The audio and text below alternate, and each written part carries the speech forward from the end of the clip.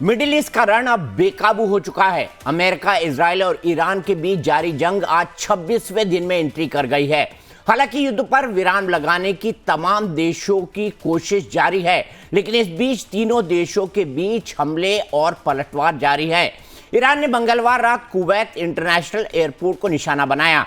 Iran की तरफ से किए गए इस ड्रोन अटैक में एयरपोर्ट के पास स्थित एक हथियार डिपो और फ्यूल टैंक को निशाना बनाया गया, जिससे वहां भीषण आग लग गई। कुवैत की सेना ने जवाबी कार्रवाई करते हुए दुश्मन के कई ड्रोन और मिसाइलों को हवा में ही ढेर कर दिया। कुवैत नेशनल गार्ड के मुताबिक अब तक 5 ईरानी ड्रोन मार गिराए गए हैं। सेना ने लोगों से सुरक्षित स्थानों पर रहने की अपील की है। तो जंग की आग सिर्फ कुवैत तक सीमित नहीं है। ईरान ने इराक की राजधानी बगदाद में मौजूद अमेरिकी सैन्य ठिकानों पर भीषण हमला बोला है।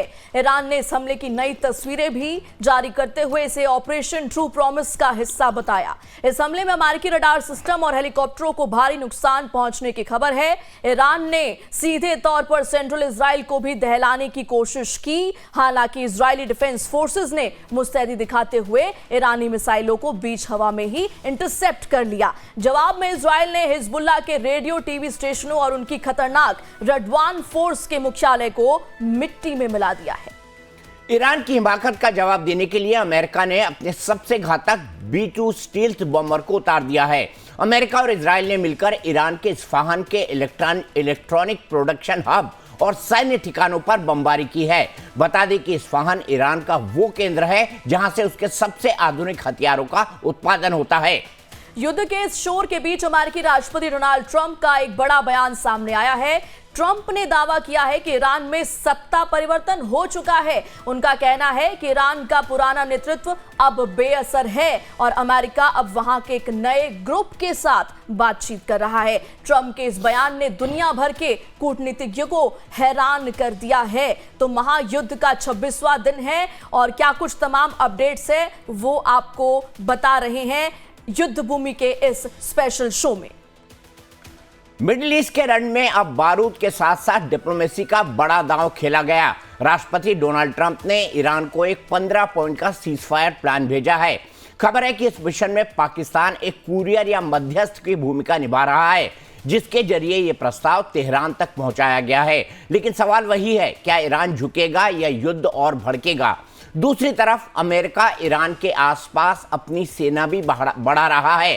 पहले ही इस इलाके में करीब 50,000 अमेरिकी सैनिक मौजूद हैं। साथ ही करीब 5,000 मरीन यानी समुद्री सैनिक और कई जहाज भी तैनात किए जा रहे हैं। माना जा रहा है कि ट्रंप एक साथ दोनों रास्ते खुले रखना चाहते हैं। अगर बात बनती है तो समझौता, नहीं तो कार्रवाई।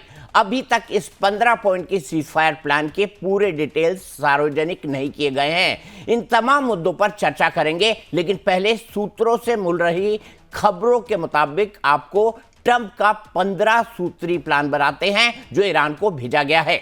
बिल्कुल, क्या है ट्रंप का 15 सूत्री प्लान? ये ग्राफिक्स के जरिए मैं आपको समझाती हूं क्या इसके पॉइंट्स है।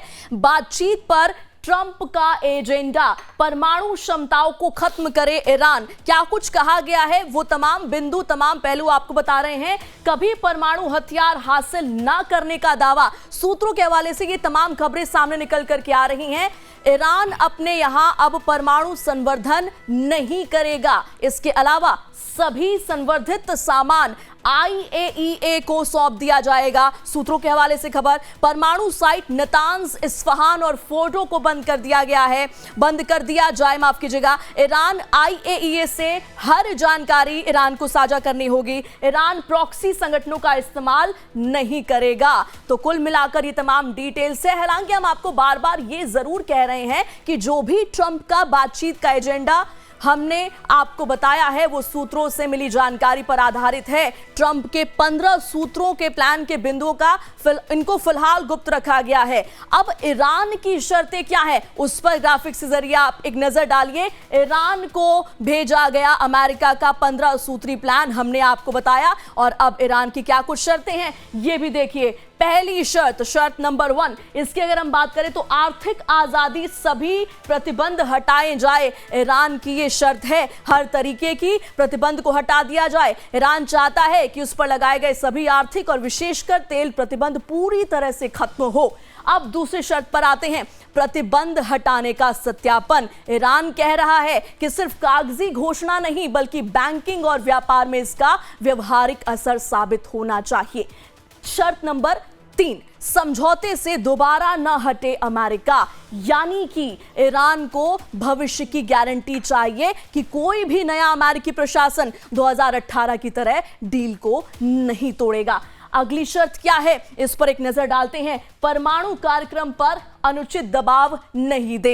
ईरान का कहना है कि उसका कार्यक्रम शांतिपूर्ण है, इसलिए उस पर कोई भी गैर जरूरी पाबंदी ना हो। शर्त नंबर 5, जांच का राजनीतिकरण बंद हो जाना चाहिए।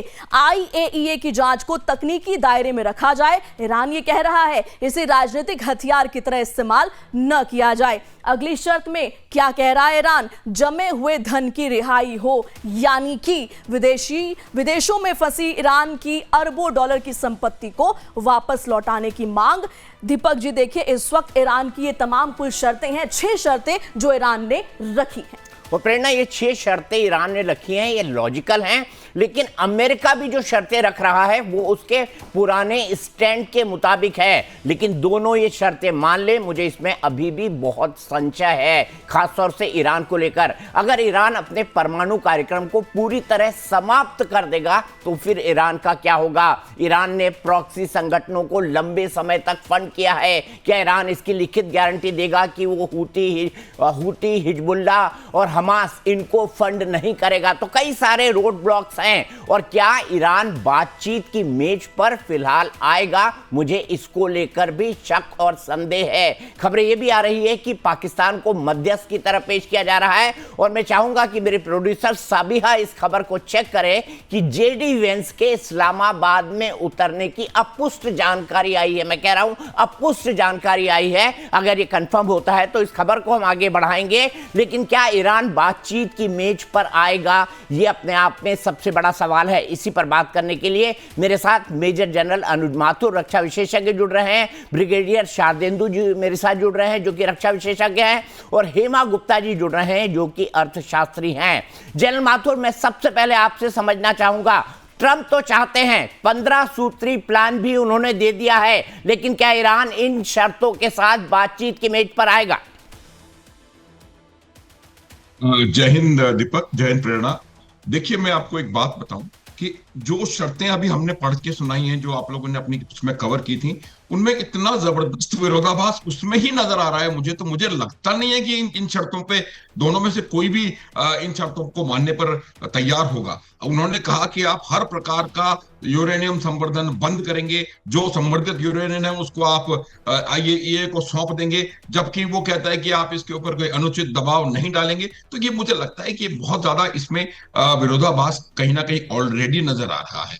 एक और बात मैं पिछले चैनल पे जहां था वहां ये निकल करके आई थी कि शायद ईरान ने पाकिस्तान को मध्यस्थ के रूप में मानने से मना कर दिया। उन्होंने ये कह दिया है कि, क्योंकि मैं इसलिए कह रहा हूं क्योंकि अगर ये सच है तो ये भी हमको देखने की आवश्यकता है कि जेडी वेंस वहां इस्लामाबाद में उतर करके फिर करने क्या वाले हैं, अगर ईरान वहां पर नहीं आने को तैयार है। तो ये भी खबर, अपुष्ट खबरें आ रही हैं कि ईरान को पाकिस्तान की मध्यस्थता मंजूर नहीं है। तो ये दूसरी बात है। तीसरी बात जहां तक सवाल है, देखिए, ईरान का एक और मकसद है, और वो ईरान का मकसद ये है कि वो चाहता है कि पश्चिम एशिया से अमेरिका का जो उनका नियंत्रण है पश्चिम एशिया पर, जो कंट्रोल प्रभुत्व है, उसको समाप्त किया जाए, उसको कम करने की बात नहीं है। तो ईरान का कहीं ना कहीं एक ये और विचार है कि अमेरिका को अपने सारे बेसिस को यहां से वाइंड अप करके और इस पश्चिम एशिया को छोड़ के निकलना पड़ेगा, जो कि मेरी समझ से अमेरिका के लिए एक बहुत करारी और ह्यूमिलिएटिंग हार होगी। तो ये किसी कीमत पे अमेरिका इस बात को मंजूर नहीं करेगा। इसीलिए आप देखिए दीपक की दोनों साइड्स ने ऑलरेडी अपने अपने हथियारों को दोबारा साफ करना शुरू कर दिया है। उन्होंने धमकी देनी शुरू कर दी कि हम B-2 बॉम्बर से खतरनाक बम्बार्डमेंट करेंगे, और ये जो 3 परमाणु केंद्र हैं उनके ऊपर हमले आप करते हुए नजर आएंगे। उन्होंने 2000 अपने पैराट्रूपर्स को शिफ्ट करने का निर्णय लिया है। उनको 2000 पैराट्रूपर्स को किस लिए आप वहां लेकर के आ रहे हैं, अगर आपका कोई वहां पर एक्शन करने का इरादा नहीं है? तो मेरा ये मानना है कि दोनों पक्षों को कहीं ना कहीं इस बात का एहसास है कि जो शर्तें वो रखना चाहते हैं या जो बातें अपनी वो मनवाना चाहते हैं, वो दोनों में से किसी को अब कहीं ना कहीं ये जरूर अड़चन में फंसेंगी, और इस वजह से वो साइड बाय साइड साइमल्टेनियसली उस लड़ाई की भी तैयारी करते चले जा रहे हैं कि कौन सा वार होगा, कौन सा उसका पलटवार होगा, उसकी भी तैयारी होते हुए मुझे नजर आ रही है। इन शर्तों के साथ इस वार्ता की सफलता, अगर यह वार्ता होती है, क्योंकि ईरान ऑलरेडी उन्होंने एक पाकिस्तान का एक शिप भी रोक दिया है और दूसरा पाकिस्तान की मध्यस्थता भी वो स्वीकार नहीं कर रहे, तो मुझे लगता है कि ये पूरा का पूरा वार्ता का जो चक्र है वही खटाई में पड़ता हुआ मुझे नजर आ रहा है दीपक। तो ईरान, इजराइल और अमेरिका के बीच युद्ध का आज 26वां दिन है। युद्ध रुका नहीं है। अमेरिका ने अपनी तरफ से 5 दिन के सीज फायर की बात कही थी। उन्होंने कहा था कि 5 दिन तक हम ईरान के जो इंस्टॉलेशंस है, ऑयल इंस्टॉलेशंस है, उनके ऊपर हमले नहीं करेंगे। अमेरिका ने तो अभी हमला नहीं किया है, लेकिन इजराइल की तरफ से, ईरान की तरफ से और कुवैत जिस पर ईरान ने हमला किया था, ये हमले लगातार जारी हैं। ब्रिगेडियर शारदेंदु जी मेरे साथ है रक्षा विशेषज्ञ के तौर पर। शारदेंदु जी, आपको भी लगता है, आपको भी जनरल माथुर की तरह लगता है कि बातचीत की टेबल पर ये दोनों देश नहीं बैठेंगे? क्या आपको इस बात की संभावना लगती है कि 15 सूत्री मांगों को लेकर ईरान सहमति जताए और बातचीत की टेबल पर बैठ जाए? क्या दोनों एक दूसरे की शर्तें मानने की हालत में हैं? देखिए, मेरा मानना है कि जिस तरीके की शर्तें रखी गई और जिस तरीके की शर्तों की विश लिस्ट बनाई गई है, ये ईरान को मान्य नहीं होगा। ईरान की इससे सॉवरेनिटी अफेक्टेड होती है, उसकी इंटीग्रिटी अफेक्टेड होती है, उसका जो एक मिडिल ईस्ट में अस्तित्व है वो खतरे में पड़ता हुआ नजर आ रहा है। आपने उसके ऊपर इतने तरीके की बंदिशें लगा दी हैं कि इसको वो कैसे मानेगा? कोई भी देश जो अपने स्वतंत्र फॉरेन पॉलिसी या रीजनल एस्पिरेशन को रखता है, वो इस शर्तों को नहीं मानेगा और इसके इंडिकेशन आने भी शुरू हो गया। और उसके एवज में ईरान ने भी अपनी एक लिस्ट जारी की हुई है, उसमें भी उन्होंने 7 ऐसी बातें रखी जो अमेरिका कभी भी उन चीजों को नहीं मानेगा, जिसमें कि बोला है कि आप मिडिल ईस्ट से अपने कंप्लीट मिलिट्री बेसिस को वाइंड अप करिए, आप सैंक्शन खत्म करिए, आपका जो युद्ध में जो हमारा जितना खर्च हुआ है, जितना डिस्ट्रक्शन हुआ, उसका रीबिल्डअप करिए और साथ में हिजबुल्लाह पे अटैक बंद करिए और स्टेट ऑफ हरमुज से हम टैक्स कलेक्ट करेंगे, इसकी मान्यता दीजिए। तमाम ऐसी शर्तें ईरान ने भी रख दी हैं जो कि अमेरिका को नहीं मानने होगा, क्योंकि अमेरिका मिडिल ईस्ट को एक तरीके का सिक्योरिटी प्रोवाइड करने की जिम्मेदारी लेता है। इसी बेसिस पे उसने अपने 40,000 सैनिक डिप्लॉय कर रखे हैं। देखिए, जिस तरीके से इस युद्ध विराम की बात हो रही है, ये नो गो साबित होता चला जा रहा है। अमेरिका ने बोला कि 5 दिन तक वो एनर्जी सेक्टर पे स्ट्राइक नहीं करेगा, वहां इसराइल स्ट्राइक करता जा रहा है। अगर ईरान के ऊपर किसी भी तरीके की स्ट्राइक होती है, चाहे वो इजराइल करे या अमेरिका करे, नुकसान ईरान का हो रहा है। लिहाजा वो इस तरीके की चीजों को कैसे मानेगा? और साथ में आप मध्यस्थता के लिए आपको पूरे विश्व में कोई नहीं मिला, सिर्फ पाकिस्तान मिला। जेडी वेंस जैसा आप बता रहे हैं, इस्लामाबाद में उतरने की तैयारी में या उतर चुके हैं या होने वाले हैं, ये किस दिशा में जा रहा है? आपको इन चीजों को बियॉन्ड जो चीजें हो रही है इसके समझना पड़ेगा। वो पाकिस्तान इसलिए आ रहे हैं कि पाकिस्तान के बेस को इस्तेमाल कर सके। ईरान पे पाकिस्तान का जो वेस्टर्न बॉर्डर और ईरान का जो ईस्टर्न बॉर्डर लगता है, उसको एक्सप्लॉइट करके एक तरीके का प्रेशर जनरेट करें और विश्व को दिखाएं कि उन्होंने पाकिस्तान को बोला मध्यस्थता करने के लिए और ये मध्यस्थता में ईरान बैकआउट कर गया और ये मध्यस्थता पूरी फेल हो गई। एक अमेरिका पाकिस्तान को एक कठपुतली की तरह इस्तेमाल कर रहा है, उसको डिक्टेशन दे रहा है कि ये मेरे टर्म्स एंड कंडीशन है, ये चीजें आप ईरान के राष्ट्रपति पेजेश्कियां के सामने रखेंगे या उनके सुप्रीम लीडर के पास रखेंगे। और आज की डेट में अमेरिका किसको बैक कर रहा है? एक नया नैरेटिव चला रखा है कि ईरान के जो स्पीकर हैं गालिबाफ, उनके लिए उनको आप बैक करने की तैयारी कर रहे हैं, उनको लीडरशिप का ऑल्टरनेटिव देने के लिए तैयार है।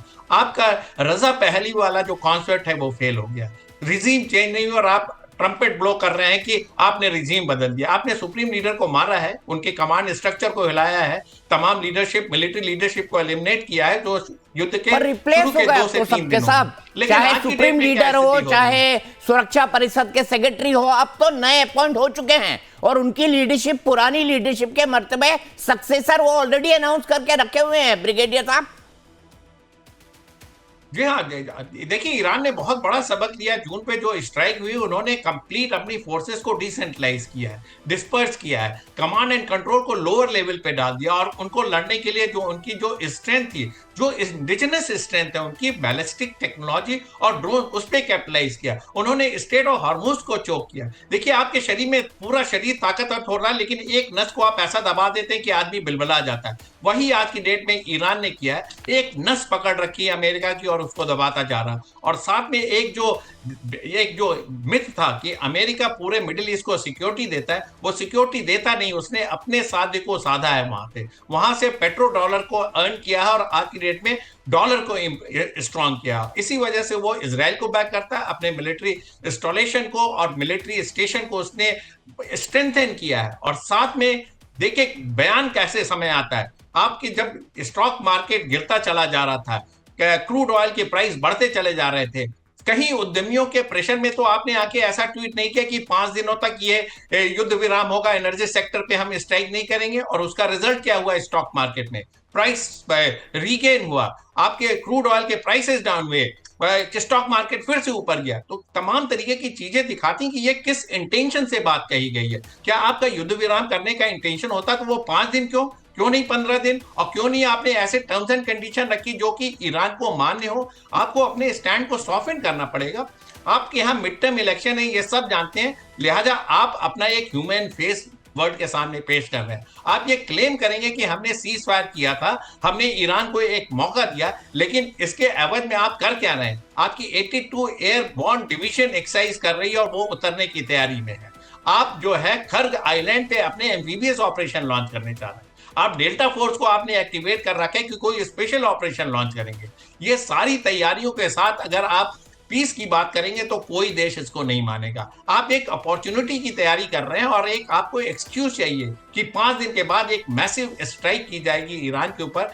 जो थोड़ी मोड़ी स्ट्रेंथ ईरान की बची हुई है उसको भी डिस्ट्रॉय किया जाएगा, लेकिन आप उनके लड़ने के पैटर्न को नहीं डिफीट कर पाएंगे, उनके छोटे बड़े ड्रोन्स को नहीं नेस्तनाबूद कर पाएंगे, उनके मिसाइल का जो आपने अंडर एस्टिमेशन किया था वो आज की डेट में 4000 किलोमीटर से ज्यादा दूरी की टारगेट को एंगेज कर रहे हैं। ये आपको समझना पड़ेगा। तो आपकी वल्नरेबिलिटी बढ़ी है, आपने अपने मिलिट्री और पॉलिटिकल एम को कहीं ना कहीं मिस किया है और साथ में ईरान की स्ट्रेंथ को मिस कैलकुलेट किया है। इसमें अमेरिका पूरी तरीके से फंसता हुआ जा रहा है और डोनाल्ड ट्रंप चाहे कोई भी यूनिलैटरल डिसीजन लेके अनाउंसमेंट कर दे कि युद्ध जीत दिया, ईरान को हरा दिया, हमने सक्सेस पा लिया, हमने रिजीम चेंज कर दिया, लेकिन वस्तु स्थिति ग्राउंड में कुछ और है। और ईरान इतने आसानी से इस युद्ध को हारने वाला नहीं, क्योंकि उसने लड़ने का पैटर्न में तब्दीली किया है। ठीक है। वो आपसे एयर कॉम्बैट के लिए नहीं जा रहा, वो नेवल वॉर के लिए नहीं जा रहा, वो छोटे छोटे ग्रुप में लगातार आपको हमला करेगा और आपके मिलिट्री बेसेस जो कि कुवैत में है, ओमान में है,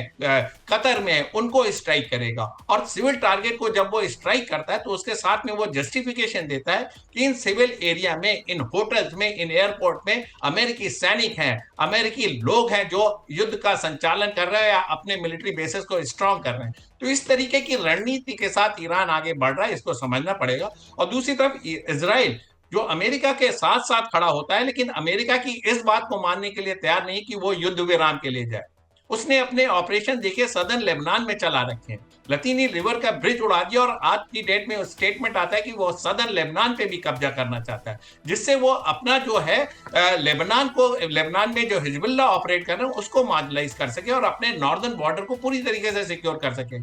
इजराइल अपनी गणित चला रहा है, अमेरिका अपनी बात बोल रहा है और दोनों में सामंजस्य नहीं है। तो मैं देखता हूं कि आगे आने वाले दिनों में हो सकता है ट्रंप और बेंजामिन नेतन्याहू के बीच में भी कुछ डिफरेंस ऑफ ओपिनियन हो जाए। ये खबरें आ रही हैं, अखबारों में ये खबरें आ रही हैं कि दोनों के बीच डिफरेंसेस हैं। और खबर तो ये भी है कि नेतन्याहू ये चाहते हैं कि लेबनान के एक हिस्से पर कब्जा कर वो ग्रेटर इजराइल की तरफ बढ़े, क्योंकि ग्रेटर इजराइल अंततः उनका सपना है। इसकी हकीकत क्या है इसको भी समझेंगे। हेमा गुप्ता जी भी हमारे साथ है, उनसे हम समझेंगे कि तेल और बाजार दोनों क्या कहने वाले हैं आने वाले समय में। भारत की ऊर्जा जरूरतों को लेकर एक बहुत बड़ी और राहत भरी खबर सामने आ रही है, जहां एक तरफ दुनिया के सबसे संवेदनशील समुद्री रास्ते स्ट्रेट ऑफ हॉर्मुज में तनाव का माहौल है, वहीं भारत के 2 जाबाज टैंकर जग वसंत और पाइप गैस एलपीजी की एक बड़ी खेप लेकर भारतीय बंदरगाहों की तरफ बढ़ रहे हैं। ये महज 2 जहाज नहीं बल्कि करोड़ों भारतीयों की रसोई की चिंता को दूर करने वाली उम्मीद की किरण है।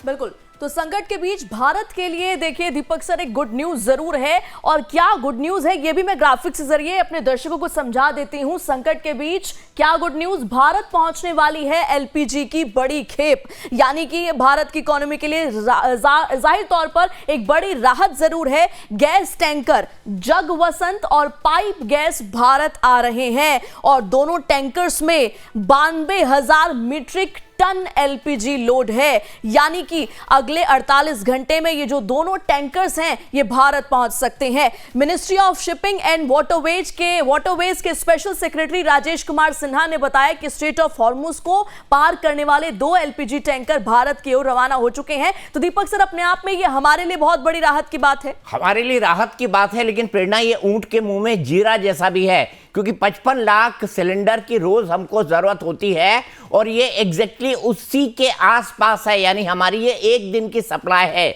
हमारे लिए प्रेरणा जरूरी ये है कि गैस की जो सप्लाई है वो लगातार आती रहे, और लगातार दिक्कत ये नहीं है कि टैंकर 2 वहां से निकलकर आ गए, लेकिन जब खाली होंगे, खाली होने के बाद वापस वो कुवैत या उस देश जाएंगे जहां से, कतर जाएंगे जहां से हम गैस लेते हैं, वहां से फिर स्ट्रेट ऑफ हॉर्मुज क्रॉस करके वापस आएंगे। तो खाली जाना, स्ट्रेट ऑफ हॉर्मुज के थ्रू भर के वापस लाना, तो ये सप्लाई लगातार होनी चाहिए। अभी लगभग हमारे 22 टैंकर फंसे हुए हैं। सीधे चलते हैं हेमा गुप्ता जी के पास। हेमा गुप्ता जी, ऊंट के मुंह में जीरा है, 92,000 मीट्रिक टन अगर आता है एक दिन के लिए तो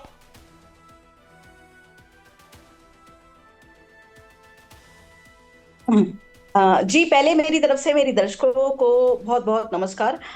ये आपने बिल्कुल सही बात कही कि देखिए शॉर्टेज तो है ही, और ऊंट के मुंह में जीरे जैसी वाली सिचुएशन भी है, क्योंकि हमारी कंजप्शन के आगे ये एक बहुत ही छोटा सा, देखिए कहीं ना कहीं क्या होगा कि कोशिश में तो लगे हुए हैं कि हमारी जो सप्लाई है वो प्रॉपर जाए, लेकिन क्या करें, सिचुएशन जो ऐसी बनी हुई है, उस सिचुएशन के बाद भी हमें 2 टैंकर मिल पा रहे हैं। कहीं ना कहीं कोशिशों पे धीरे धीरे हमारी कोशिशें रंग भी लेके आ रही है। आप देख रहे हैं कि 2 जो टैंकर आ रहे हैं उसके बावजूद एक 90 टैंकरों की सप्लाई की भी बात चल रही है, जिसमें कुछ हमारे हैं, जैसा आपने अभी कहा कि 26 टैंकर हमें मिलने वाले हैं, वो भी सप्लाई शुरू हो गई है। तो देखिए बिल्कुल, तो ये बात सही है कि देश की जो टोटल कंजप्शन है डेली की, जो जरूरत है उसको पूरी करने में तो टाइम लगेगा। उतनी प्रोडक्शन तो हम अभी ना डोमेस्टिकली क्रिएट कर पा रहे हैं और ना ही बाहर से हमें अरेंज हो पा रहा है।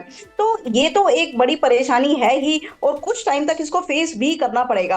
अभी आपने थोड़ी देर पहले कहा कि मार्केट पे इसका कैसा असर पड़ रहा है, तो देखिए एक बहुत बड़ा फैक्टर मैं यहाँ पे बताना चाहूंगी। जनरली लोग उस पर ध्यान नहीं देते हैं, या वो अवॉइडेबल फैक्टर है लोगों के लिए, या जानकारी कम है उस पर। तो मैं आपको ये बता दूं, जो ट्रम्प है वो बहुत बड़े सटोरी है। देखिए हम जो स्टॉक मार्केट वाले लोग होते हैं वो इस चीज को समझते हैं, क्योंकि जब भी बाजार में किसी कमोडिटी को लेके कभी भी पैनिक क्रिएट होता है तो वो कहीं ना कहीं ऐसे स्ट्रैटेजी लगाते हैं जिससे कि उनको एक बड़ा फायदा हो जाए। कोई ना कोई रूमर वो ऐसे ही लेके आते हैं बाजार के अंदर, जिससे सडनली मार्केट या तो शूट अप हो जाती है या मार्केट टैंक हो जाती है। मैं बात करती हूँ यहाँ पे, अभी आपने देखा होगा पूरी दुनिया में ही बातें चल रही थी गोल्ड सिल्वर की। जनवरी के लास्ट डे उन्होंने क्या किया कि अपने यहाँ गवर्नर चेंज कर दिए, और केविन को वॉश को इन्होंने गवर्नर बनाया, और सडनली आप देखो कि 1 लाख रुपए का झटका हमने चांदी में सेम डे आते हुए देखा। तो ये इनकी स्ट्रैटेजी का पार्ट होता है। सेम इन्होंने क्या किया कि अभी 2 दिन पहले अनाउंसमेंट की कि जंग जो है बंद हो गई है, और 5 दिन हम लोगों की बातचीत हो गई है, 5 दिन के लिए जंग नहीं होगी। लेकिन मुझे आप एक भी मिनट ऐसा बता दीजिए, हेमा जी ये बताइए, 5 दिन जंग नहीं होगी, ये करके वो क्या चाहते थे कि ऑयल की प्राइसेस नीचे आ जाए, शेयर बाजार थोड़ा सा ऊपर चढ़ा जाए, लेकिन उनके इस कोशिश पर ईरान ने पानी फेर दिया। उनने कह दिया कोई बातचीत हो ही नहीं रही है। देखिए ये तो हम सोच रहे हैं कि पानी फेर दिया, लेकिन आप ये देखिए जैसे ही उन्होंने ये अनाउंसमेंट किया, आपको पता है $20 टैंक हुआ ब्रेंट क्रूड, और वहां पे उनकी कितनी बड़ी पोजीशन क्रिएट हुई है, मतलब 6000 मिलियन टन की उन्होंने पोजीशन यहाँ पे क्रिएट की है। टैंक होते के साथ ही 5100 से 6200 लॉट की पोजीशन बनी है, और जिसका जो मुनाफा होता है वो बहुत बड़ा होता है। और आप देखिए कि वो क्या कर रहे हैं, वो नीचे के प्राइसेस पे धीरे धीरे एक्यूमुलेट कर रहे हैं पोजीशन को। यहाँ पे गैस के प्राइसेस नीचे हुए हैं, क्रूड ऑयल के प्राइसेस नीचे हुए हैं, और साथ में इक्विटी मार्केट बढ़ी है। जो इनके एफआईज होते हैं जब ये बाजार में काम करते हैं, तो कहीं ना कहीं इन्हें अपॉर्चुनिटी की जरूरत होती है, या तो एक सडन फॉल हो या सडन राइज हो। वो सिर्फ न्यूज के थ्रू ही हो सकता है। आप जब रूमर की बात करते हैं, आप कोई फेक न्यूज की बात करते हैं, तो आप देखिए ना पूरे वर्ल्ड ने देखा ये तो फेक ही है। जो लोग इनका बिहेवियर, इनके नेचर को समझते हैं, वो सब लोगों ने यही बात की कि ये जो है इनकी बातों में कोई सच्चाई नहीं है, ये झूठ बोल रहे हैं। लेकिन कहीं ना कहीं मार्केट तो उसको लेती है। आपने जब कोई बात कही है, हमारे हिंदुस्तान में भी तो पहले ऐसा होता था, मैं नाम नहीं लेना चाहूंगी, लेकिन आप देखिए बहुत सारे मिनिस्टर ऐसे थे जो बाजार को कंट्रोल करते थे। जब वो आके कोई अनाउंसमेंट करते थे, और वो इंटेंशनली होती थी, बाजार में एक गैप डाउन ओपनिंग भी होती थी, बाजार में एक डाउनफॉल भी आता था, क्रैश भी होता था मार्केट। बहुत बार तो हमने सर्किट भी लगते हुए देखे डाउन साइड में, और सडनली जैसे ही वो डाइजेस्ट होती थी न्यूज, सडनली वो कोई ऐसी न्यूज लेके आते थे कि मार्केट दोबारा शूट अप हो जाती थी।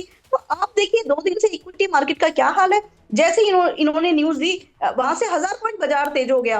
तो ये तो इनको पता ही होता है कि कैसे बाजार से मुनाफा कमाना है। जो इन्हें लॉसेस हो रहे हैं उनको कहीं ना कहीं इन्होंने कवर अप तो करना ही है, तो वो बाजार से करते हैं। बहुत अच्छी तरह से मार्केट को मैनिपुलेट करना इन्हें आता है, क्योंकि आप ये समझिए ये इंटरनेशनल कमोडिटी है, इसमें बहुत बड़ा सट्टा होता है पूरे वर्ल्ड के अंदर। आप गोल्ड सिल्वर की बात कर लीजिए, आप बेस मेटल देख लीजिए, या ऑयल एंड गैसेस देख लीजिए। ये ऐसे प्लेटफॉर्म पे ट्रेड होती है जहां पे इन्वेस्टर्स का पैसा लगा होता है, लोकल लोगों का पैसा लगा होता है। तो ये लोग बेसिकली क्या करते हैं, उस पैसे से प्ले करते हैं, और वहां पे अपॉर्चुनिटी देख के ऐसी न्यूज को लेके आते हैं।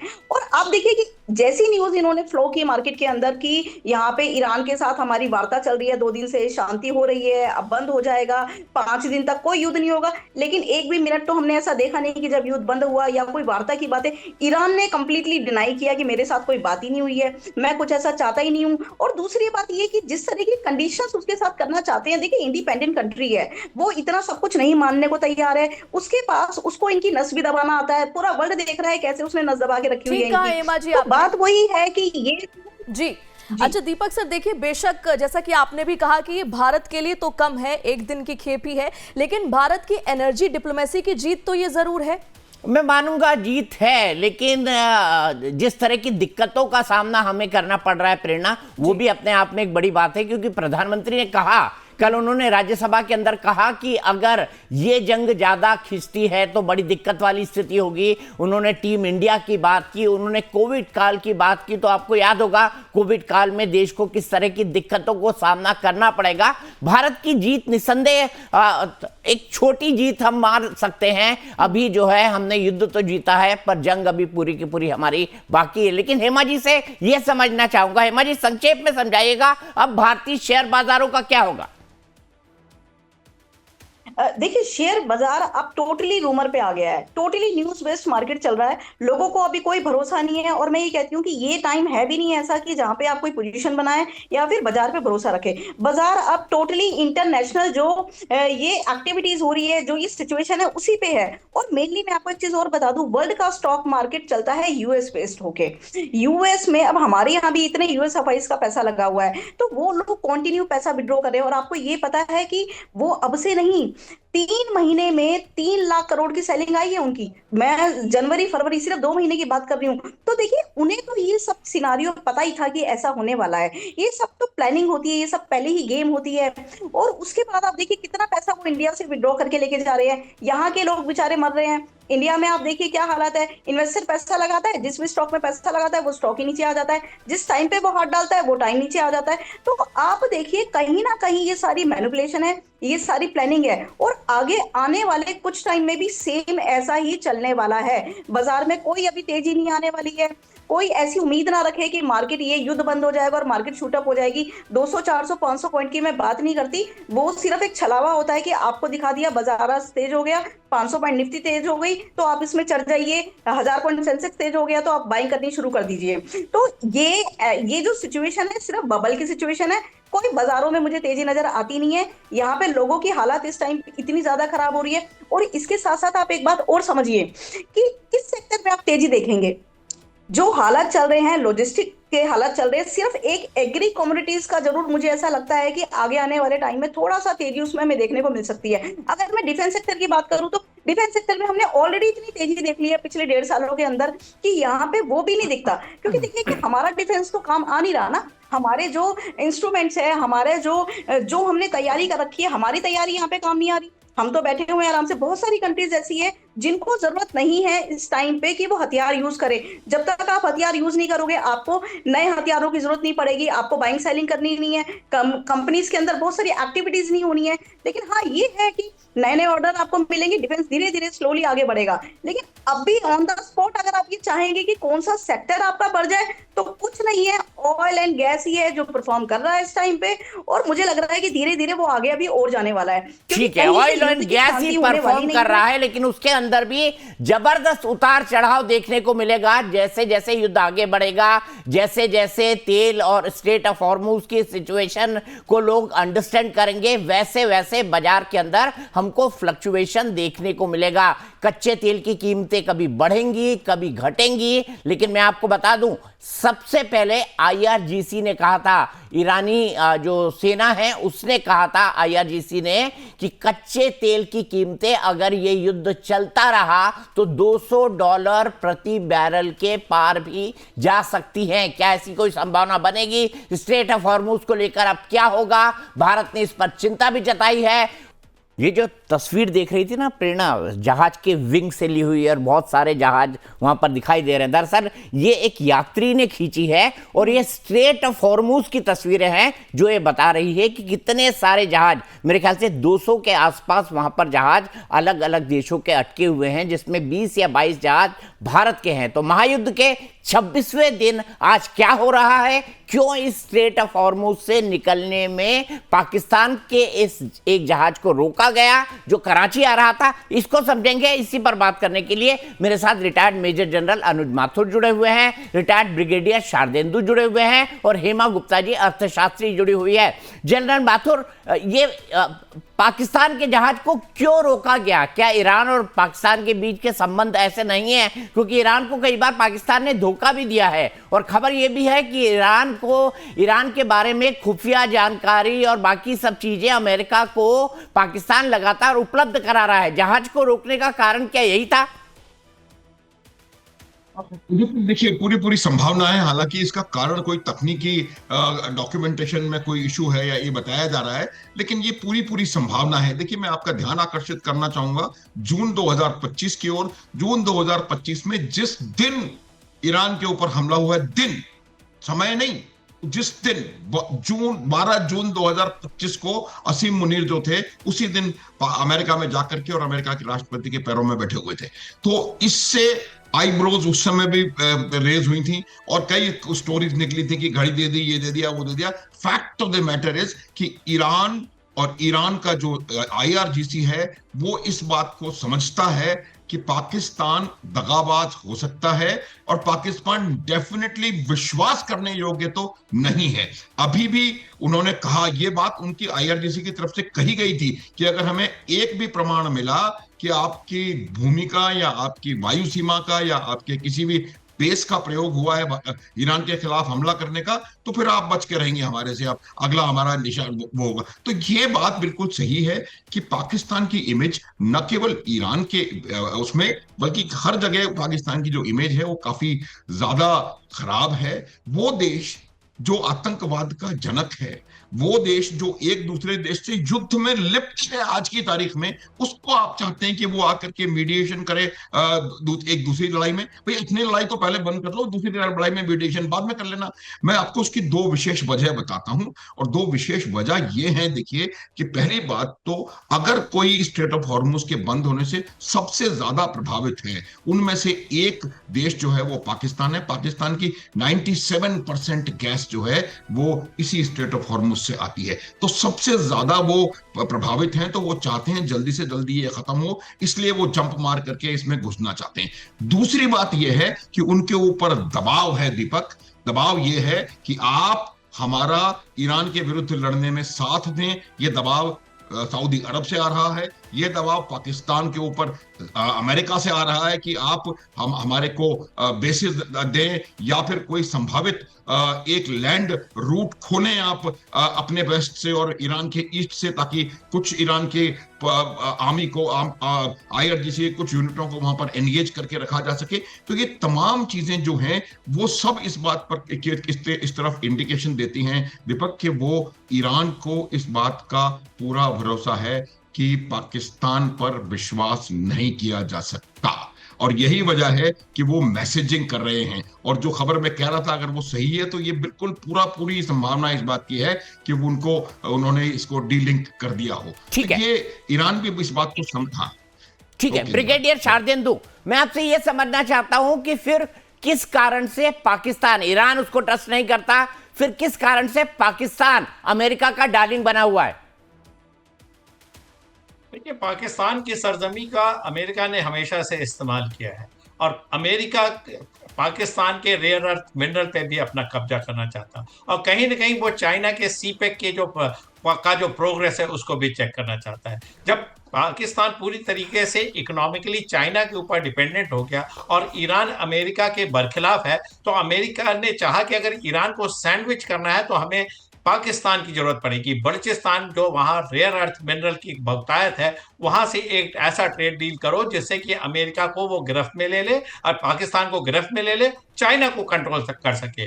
जो ग्वादर पोर्ट क्या है, ग्वादर पोर्ट के पास उसने एक और पोर्ट पाकिस्तान से ले रखा है। तो अमेरिका पूरी तरीके से चाइना को काउंटर करने के लिए पाकिस्तान का इस्तेमाल कर रहा है, और साथ में ईरान को तो वो प्रेशराइज करेगा ही वेस्टर्न फ्रंट। देखिए, मेरा मानना है कि आज की डेट में डोनाल्ड ट्रंप कर क्या रहे हैं, वो पूरी दुनिया में अपना सपोर्ट गार्नर करने के लिए सबसे बात कर रहे हैं, और वो पाकिस्तान को उन्होंने मोहरा बना रखा है। JD वैंस जैसी शख्सियत को भेजा, उन्होंने स्टीव विटकॉफ को नहीं बोला, उन्होंने अपने मार्को रूबियो को नहीं ट्रस्ट किया, अपने वाइस प्रेसिडेंट को अगर वहां आने की बात चल रही तो इस लेवल पे वो मैनिपुलेट करना चाहते हैं जिससे कि एक तरीके का वो विश्व के सामने फेस प्रेजेंट कर सके। और पाकिस्तान तो उनका मोहरा है ही है, जैसा बोलेंगे वैसा क्या लगेगा पाकिस्तान। बाकी देशों के बारे में ये चीजें नहीं कही जा सकती, क्योंकि इसमें अन्य जो दावेदार थे जो मीडिएशन कर सकते थे, वो टर्की और इजिप्ट की भी बात चल रही थी। इजिप्ट ने आज की डेट में जब से अब्राहम एक्कॉर्ड साइन किया वो बैक सीट पे, नहीं तो इजिप्ट एक समय में मिडिल ईस्ट में अपने पॉलिटिक्स को और अपनी जो व्यू पॉइंट था उसको बड़े पुरजोर तरीके से रखता था। जॉर्डन बिल्कुल शांत पड़ा हुआ। और मिडिल ईस्ट की अगर आप बात करेंगे तो मिडिल ईस्ट में पूरे देशों में जिसकी तूती बोलती है वो है सऊदी अरेबिया, और सऊदी अरेबिया को पूरी तरीके से अमेरिका ने पकड़ रखा है। तो कहीं ना कहीं एक ऐसा फ्रंट अमेरिका तैयार कर रहा है जिसमें पाकिस्तान जैसे कमजोर देश की उसको जरूरत थी, ऐसा देश जो उसकी बात को पूरा मान सके। और आज की डेट में जब डोनाल्ड ट्रंप ने हमारे प्रधानमंत्री से बात की है तो आपको देखना पड़ेगा ये बात क्या हुई। वो उनका पूरा आज की डेट में एम्फेसिस है स्ट्रेट ऑफ हॉर्मुज को खोलने के लिए। वो जापान को बोलते हैं, वो साउथ कोरिया के बोलते हैं, वो हिंदुस्तान को भी हो सकता है बोला कि आप भी हमारी मदद करिए स्ट्रेट ऑफ हॉर्मुज खोलने के लिए। वो तो समय बताएगा क्या बात हुई। और उसके बाद जब हमारे प्रधानमंत्री श्रीलंका के प्रेसिडेंट से बात करते हैं तो ये तमाम चीजें ऐसा इंडिकेशन देती है कि डोनाल्ड ट्रंप हर एक्सटेंट तक जाने के लिए तैयार है। अभी तक तो आप हिंदुस्तान की हमेशा मुखालफत कर रहे थे, टैरिफ लगा रहे थे, आपने क्वाड को दरकिनार कर दिया। और जब हिंदुस्तान ब्रिक के प्रेसिडेंटशिप पे आए तो आप तमाम तरीके के सैंक्शन लगाने की बात कर रहे हैं। आप बिल्कुल एंटी इंडिया आपने स्टैंड ले रखा था, फिर आपने ट्रेड डील साइन कर दी, फिर आप स्टेट ऑफ हॉर्मुज में हिंदुस्तान से मदद की उम्मीद करते हैं, लेकिन इसका एविडेंस कहीं मिल नहीं रहा है। और आप हिंदुस्तान के बजाय पाकिस्तान को लगातार ऐसे पेडेस्टल पे लेके आ रहे हैं वर्ल्ड फोरम में, जिससे कि वो आप वेज क्रिएट कर सके मिडिल साउथ एशिया में। तो इस तरीके की जो राजनीति चल रही है, उसके पीछे मेरा मानना है कि अमेरिका चाइना को चेक करना चाहता है। हिंदुस्तान और अमेरिका एक पेज पे आते जब इंडो पैसिफिक रीजन का सवाल होता है, लेकिन आपने उसको भी, क्वाड को भी पीछे कर दिया। तो डोनाल्ड ट्रंप किस तरीके की बातें करेंगे, किसको अपने खेमे में लाने की बात करेंगे? नाटो से आपने अपने संबंध विच्छेद कर रखे या उनको उनके फेट पे छोड़ रखा है। अब मिडिल ईस्ट को भी यही समझना पड़ेगा। जब नाटो जैसे कंट्री से अमेरिका अपना नाता तोड़ सकता है या उनको उनके डिफेंस की हालत पे छोड़ सकता है, तो मिडिल ईस्ट को भी अपनी सुरक्षा खुद तय करनी चाहिए। आपको अमेरिका के ऊपर डिपेंडेंट नहीं होना है। लेकिन अमेरिका देखिए आर्थिक रूप से शक्तिशाली है, मिलिटरली एक बहुत बड़ी पावर है, यूनिपोलर वर्ल्ड में अपनी एक अलग तरीके का अस्तित्व रखता है, डोमिनेशन है, तमाम तरीके की कैजोलिंग है, डिप्लोमेटिक एक्टिविटीज में जारी रखता है, और विश्व में कोई भी घटना हो उसमें अपना इंटरफेरेंस रखता है। तो ऐसी हालत में हिंदुस्तान क्या रुख अपनाता है? पाकिस्तान में सबसे बड़ा क्वेश्चन मार्क यही है कि पाकिस्तान को ही क्यों चुना गया। मेरा मानना है कि पाकिस्तान एक वीक सरकार है। पाकिस्तान जब खुद युद्ध में उलझा हुआ है, और इसके पहले पाकिस्तान का एक और इंसिडेंट मैं बताना चाहूंगा। पाकिस्तान के ऊपर अमेरिका का बहुत बड़ा प्रेशर था कि ईरान के खिलाफ उसकी सरजमी यूज किया जाए और पाकिस्तानी ट्रूप्स का भी इस्तेमाल किया जाए अगर ग्राउंड एक्शन के लिए जाते हैं। लेकिन पाकिस्तान बार बार एक्सक्यूज दे रहा था कि वो खुद युद्ध में इन्वॉल्व है। उसने 9 दिन पहले जिस तरीके से अफगानिस्तान के रिहैबिलिटेशन सेंटर पे स्ट्राइक किया, तो पाकिस्तान बोल रहा था कि हम आपकी मदद नहीं कर पाएंगे मिलिटरली, क्योंकि हम खुद एक युद्ध लड़ रहे हैं। अब जेडी वैंस जब पाकिस्तान आते हैं तो बोलते हैं कि ये युद्ध में आपको पार्टिसिपेट करना पड़ेगा, आपके रिसोर्सेज एयरफील्ड की हमें जरूरत है। इस तरीके के बिहाइंड द कर्टन बातचीत होगी, जिससे कि एक नया फ्रंट खोला जा सके ईरान के बरखिलाफ। तो ये है ओवरऑल पिक्चर, मेरा ऐसा समझता हूं। और अमेरिका की आज की बातों पे विश्वास नहीं किया जा सकता। जब जरूरत पड़ती है तो वो सबको मित्र बना लेते हैं, जब जरूरत नहीं पड़ती तो उसको दरकिनार कर दिया जाता है, और अपने यूनिलैटरल डिसीजन के लिए वो जग जाहिर है। ठीक है, देखिए ब्रिटेन, यहीं पर फ्रांस, रुकते हैं जर्मनी ब्रिगेडियर के साथ साहब। आपने इसलिए जैसा कहा कि अमेरिका पर भरोसा नहीं किया जा सकता और पाकिस्तान को इसलिए शह दी जा रही है कि पाकिस्तान जो है वो जो अमेरिका बोलेगा वो करेगा। भारत तो ऐसा करने वाला है नहीं। भारत अमेरिका से दूध का जला है, छाछ को भी फूंक फूंक कर पिएगा। लेकिन डोनाल्ड ट्रंप और प्रधानमंत्री मोदी की कल क्या बात हुई है, लंबी बात हुई है, जिसके बारे में डोनाल्ड ट्रंप ने भी पोस्ट